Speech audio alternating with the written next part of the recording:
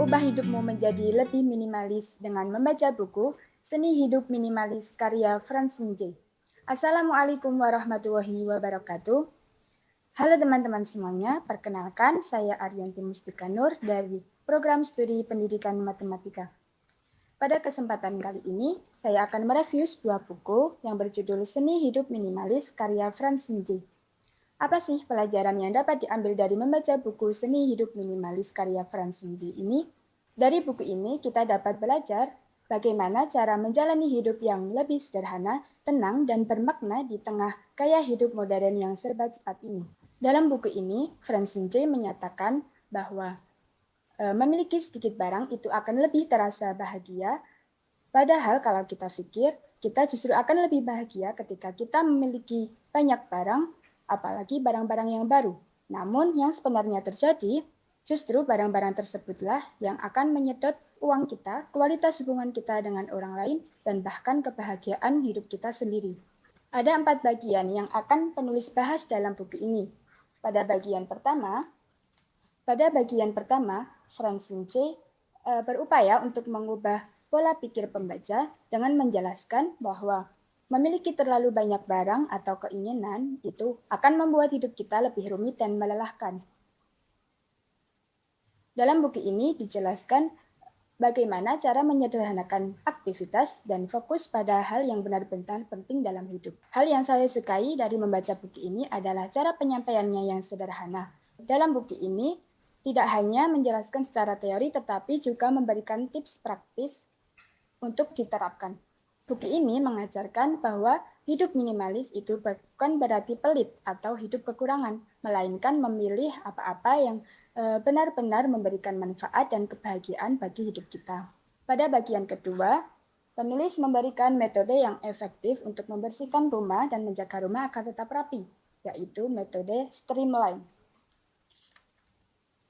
S. Start over, mulai dari awal. Ada T. Trust, treasure, or transfer, buang, simpan, dan berikan. Ada R. Reason for each item, alasan setiap barang. Kemudian ada E. Everything in its place, semua barang pada tempatnya. Ada M itu modulus atau ruang. Kemudian L. Limits, yaitu batas. Kemudian I. If one comes in, one goes out. Ketika satu barang masuk, maka harus ada satu barang yang keluar. Kemudian N, narrow down, itu kurangi. Dan yang terakhir, everyday maintenance, perawatan setiap hari. Kemudian, pada bagian ketiga, penulis menjelaskan dengan detail cara membersihkan setiap ruangan dalam rumah, mulai dari ruang keluarga, ruang makan, ruang tidur, dapur, kamar mandi, dan bahkan gudang atau ruang penyimpanan sekalipun. Pada bagian 4 buku ini, Francine J mengaitkan buku ini dengan kehidupan sehari-hari, terutama dalam mengatur waktu, pikiran, dan gaya hidup agar lebih teratur.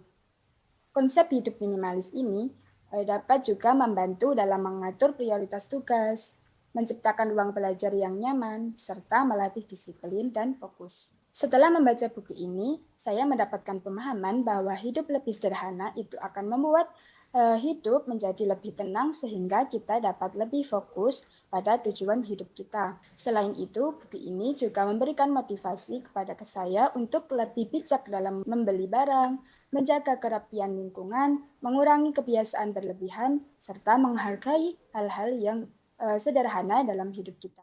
Buku ini sangat direkomendasikan untuk pembaca, terutama bagi teman-teman yang sering merasa stres, lelah, atau terlalu banyak pikiran karena tuntutan kehidupan modern. Dari buku ini kita dapat belajar bahwa sejatinya kebahagiaan itu adalah diukur dari kemampuan kita menikmati hidup dengan sederhana dan penuh rasa syukur.